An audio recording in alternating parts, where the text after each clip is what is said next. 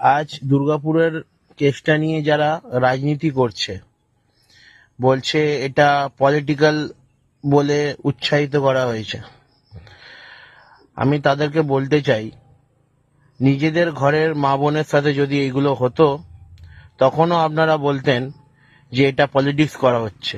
একটা মেয়ে ধর্ষণ হলো, সেটা নিয়ে কে কি বললো না বললো সেটা পরের কথা। নর্মাল সাধারণ মানুষ বলতে পারবে না কিছু, ওরা এইগুলো ঘটছে ভালো আর বললেই তুমি পার্টি করো, তুমি পলিটিক্স করো, এইসব নিয়ে মন্তব্য করা হচ্ছে। ঠিক আছে, যারা অন্ধ চোখ দিয়ে দেখেও চোখটা বন্ধ করে রাখছে তাদের কথা বলতে চাই, নিজেদের ঘরেরও মা বোন আছে, অপরের হয়েছে, কোনো না কোনো দিন নিজেরও ঘরে এসবগুলো ঘটবে, তখনও তোমরা বলবে যে বিজেপি টিএমসি।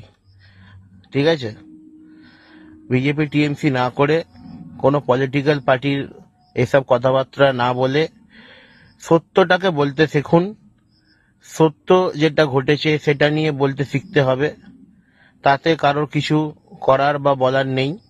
আমি যতদূর জানি যে আমি ভাই যেটা ঠিক সেটা ঠিক বলবো, যেটা ভুল সেটা ভুল বলবো। সে রুলিং হোক, অপোজিশন হোক, প্রাক্তন হোক, আমার তাতে কোনো যায় আসে না।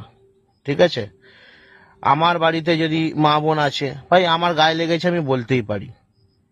ঠিক আছে, তো এইসব বলে লাভ নেই, আরো চুপ করে বসে থাকুন, এইসবগুলো আরো সহ্য করতে থাকুন, এইসব কমেন্টগুলো আপনারা দেখতে থাকুন, ভালো ব্যাপার। এই করে করে পশ্চিমবঙ্গটা গেছে, আরো যাবে। যতক্ষণ আপনারা জেগে উঠে প্রতিবাদ না করবেন এখানে কিছু হবে না, কিছু হবার নেই। দিনের পর দিন মেয়েগুলো ধর্ষণ হতে থাকবে আর তারা আইনের ফাঁক ফোকর থেকে বেরোতে থাকবে। ঠিক আছে।